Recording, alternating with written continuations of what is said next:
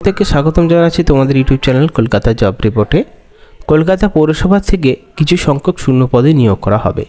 তোমাদের সাথে পুরো বিস্তারিতভাবে আলোচনা করব এই ভিডিওটির মাধ্যমে। ভিডিওটি সম্পূর্ণ দেখতে থাকো। যারা নতুন রয়েছে ইউটিউব চ্যানেলে এখনও পর্যন্ত সাবস্ক্রাইব করোনি, করে নাও এবং নতুন ভিডিওর আপডেট পাওয়ার জন্য পাশে থাকা বেল আইকনে প্রেস করে দিও। তো দেখো, আমি চলে এসেছি কলকাতা পৌরসভার ওয়েবসাইটে।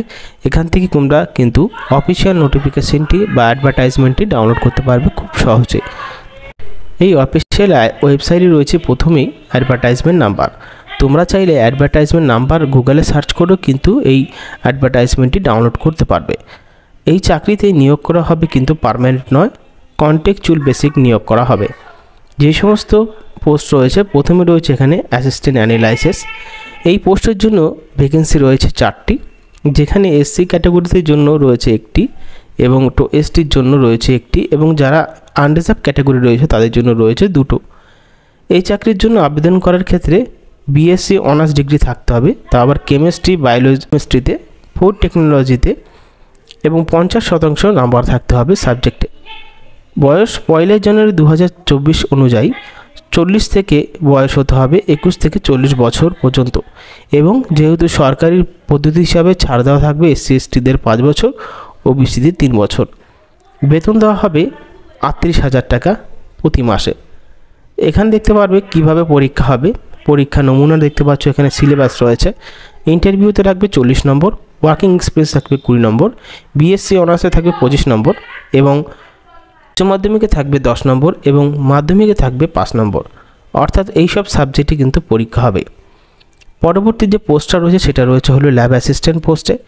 এই চাকরির জন্য 3টে শূন্যপদ রয়েছে, এবং এখানে আনরিজার্ভের জন্য 2টো শূন্যপদ রয়েছে, এসসির জন্য 1টা শূন্যপদ রয়েছে। এই চাকরির জন্য বিএসসি অনার্স ডিগ্রি থাকতে হবে, কেমিস্ট্রি নিয়ে পাশ করতে হবে যে কোনো সরকারি ইনস্টিটিউট থেকে।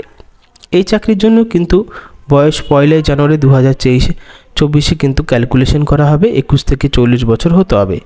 এই চাকরির জন্য মাসিক বেতন দেওয়া থাকবে 20,050 টাকা। ল্যাব অ্যাসিস্ট্যান্ট যারা চাকরি করবেন তাদের ক্ষেত্রে এখানে পরীক্ষার মাধ্যমে নিয়োগ করা হবে। ইন্টারভিউ হবে 20 নম্বরে, ওয়ার্ক এক্সপিরিয়েন্স হবে 20 নম্বরে, বিএসসি অনার্সে হবে 25 নম্বরে, এবং উচ্চ মাধ্যমিকে 10 নম্বর থাকবে, এবং 10-এ থাকবে 5 নম্বর। মোড অফ সিলেকশন দেখতে পারবে এখানে। ভেরিফিকেশনের মাধ্যমে নিয়োগ করা হবে, এবং যাদের নিয়োগ করা হবে তাদের ডাকা হবে, এবং ডাকার পরে এখানে ভাইভা হবে বা ইন্টারভিউ হবে। এই ইন্টারভিউর মাধ্যমে কিন্তু নিয়োগ করা হবে। নিয়োগের জন্য এবং অ্যাপ্লাই করার জন্য তোমাদেরকে অনলাইনে ফর্ম ফিল আপ করতে হবে। অনলাইনে ওয়েবসাইটে যেতে হবে kmcgov.in। এই ওয়েবসাইটে যাওয়ার পরে কিভাবে তোমাদের পদ্ধতিগুলি অনুসরণ করতে হবে প্রতিটা বিস্তারিতভাবে এই লিস্টে লেখা আছে। হাউ টু অ্যাপ্লাই লিস্টে এখানে বিস্তারিতভাবে দেওয়া আছে, এবং যে সমস্ত ডকুমেন্টের প্রয়োজন এখানে দেখতে পারবে। এইচ প্রুফের জন্য মাধ্যমিক অ্যাডমিট কার্ড বা বার্থ সার্টিফিকেট দিতে পারো, বার্থ সার্টিফিকেট থাকলে আরও ভালো। রেসিডেন্ট অ্যাড্রেস প্রুফের জন্য আধার কার্ড, ভোটার কার্ড, পাসপোর্ট দিতে পারো। কাস্ট সার্টিফিকেটের জন্য এসসি এসটি ওবিসি যাদের রয়েছে কাস্ট সার্টিফিকেট সেটা কিন্তু দিতে পারো, কিন্তু সেই কাস্ট সার্টিফিকেটটা এইচডিওর পক্ষ থেকে হতে হবে।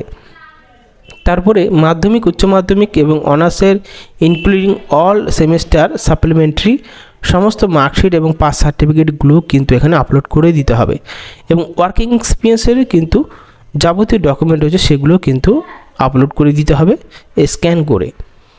এই চাকরির জন্য আবেদন করার ক্ষেত্রে অনলাইনে আবেদন করতে পারবে, এবং অলরেডি অনলাইনে আবেদন করা শুরু হয়ে গেছে। যারা এই চাকরির জন্য আগ্রহীতাকার রয়েছে এবং যারা কলকাতা মিউনিসিপ্যালিটির পক্ষ থেকে চাকরি করতে চাও এবং কি এই শিক্ষাগত যোগ্যতা হয়ে থাকে তাহলে কিন্তু আবেদন করে দিও। তো এখানে দেখতে পারবে দ্য কলকাতা মিউনিসিপ্যালিটি কর্পোরেশনের পক্ষ থেকে এই নিয়োগটি বিস্তারিতভাবে জানিয়ে দেওয়া হয়েছে, এবং এই নোটিফিকেশন ডাউনলোড করার জন্য তোমাদের যাবে অফিসিয়াল ওয়েবসাইটে। অফিসিয়াল ওয়েবসাইটে চলে আসার পরে আমি ডিসক্রিপশন বক্সে প্রোভাইড করে দেবো এই লিঙ্কটি। এই লিঙ্কে ক্লিক করলে তোমাদের চলে যেতে হবে প্রথমেই যে নোটিফিকেশানটি সেই নোটিফিকেশনে দেখতে পারবে এঙ্গেজমেন্ট অফ অ্যাসিস্ট্যান্ট অ্যানালাইসিস এবং ল্যাব অ্যাসিস্ট্যান্ট। এখান থেকে কিন্তু তোমরা ক্লিক করলে কিন্তু ডাউনলোড করতে পারবে এই বিজ্ঞপ্তিটি প্রকাশিত করা হয়েছে ফেব্রুয়ারি মাসের 12 তারিখে, এবং সমস্ত কিছু যদি ঠিক থাকে তাহলে কিন্তু সময়সীমা বাড়িয়ে দিতে পারে। তো এখানে শেষ করছি, ধন্যবাদ।